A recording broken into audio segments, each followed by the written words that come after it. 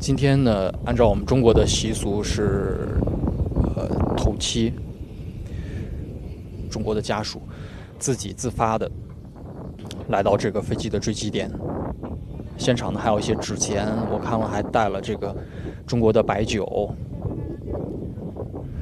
由于对遇难者还有遇难者家属的尊重呢，我们没有办法，走得太近，也没有办法去采访。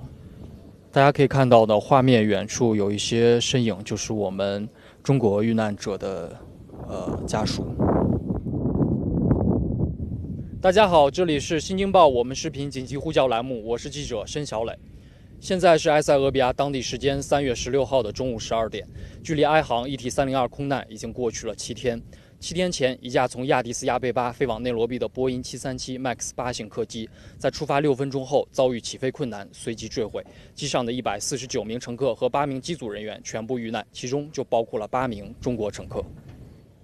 我现在所站的位置的后方呢，大家可以看到有挖掘机正在填埋，就是埃航 ET302 坠机的灾难现场。目前呢，现场的搜救工作已经基本上结束了。接下来遗体的辨认预计要至少持续2周的时间。现在呢，请跟随我的镜头，重新回到2019年3月10日波音737 MAX 8型客机坠毁的时刻。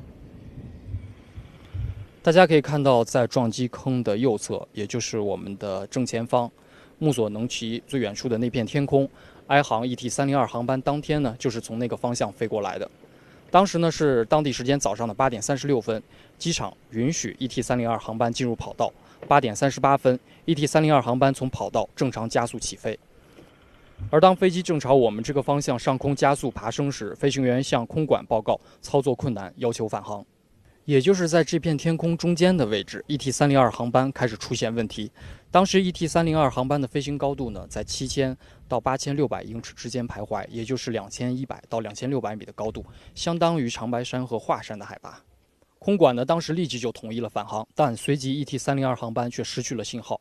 8点44分左右，也就是在我们头顶上方的位置，飞机突然开始俯冲，速度达到了383节，也就是710千米每小时。我们知道亚的斯亚贝巴位于埃塞俄比亚高原上，亚的斯亚贝巴机场的海拔呢大概是2300多米，也就是飞机当时的相对高度最多也只有300米。假如用直线高度300米除以速度710千米每小时的话，得到的结果是1.52秒。假如飞机下坠的角度是45度，这个结果呢是2.15秒。也就是说，在差不多1-2秒的时间内，埃航 ET302 航班从空中坠落，陷入到了我们面前的这个地面里，砸出了约20多米深的一个大坑。可以看到坠机点附近呢还是挺荒芜的，都是农田，前面还站着一匹马。然后当地的土壤呢是这种黑色的像沙粒状的这种土，有一些黄色的杂草，土有时候被吹起来还是会影响到拍摄。我们现在呢是绕着这个坠机现场，看看地上还有没有一些遗物和残骸。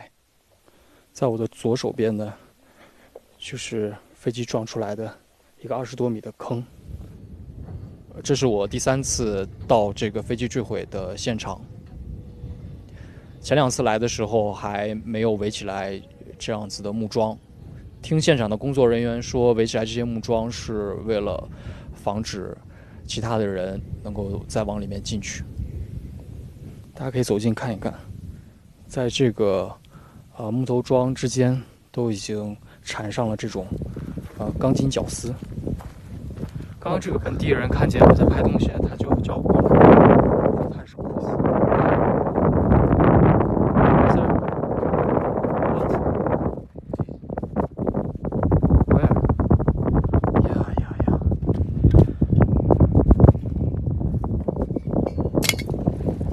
可以看到，在画面的前边有人的牙齿，应该是一个人的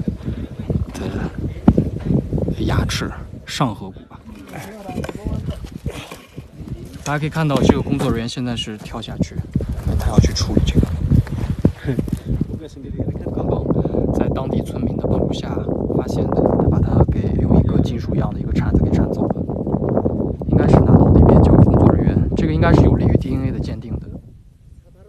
们可以看到呢，在这个地上刚刚发现了一个笔记本电脑的这样的一个残骸，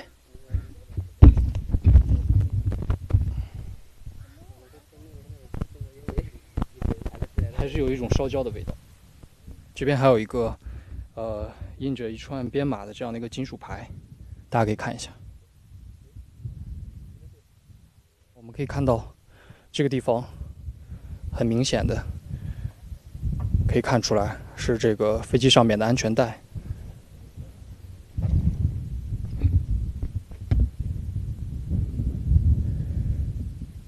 这儿呢，我们又看到这个有一个丝带，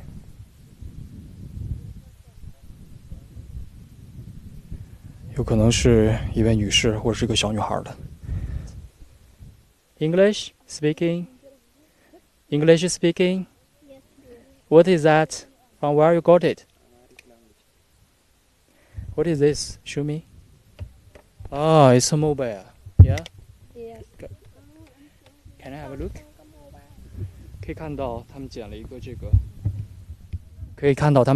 个三星的手机壳，但是里面没有 SIM 卡，什么东西也都没有了。但是这个手机上面其实还是有一串编码的，可以看到171220B。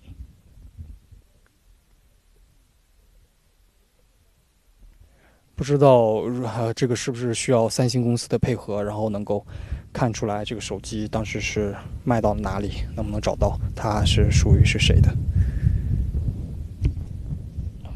这儿是找到了一个电池，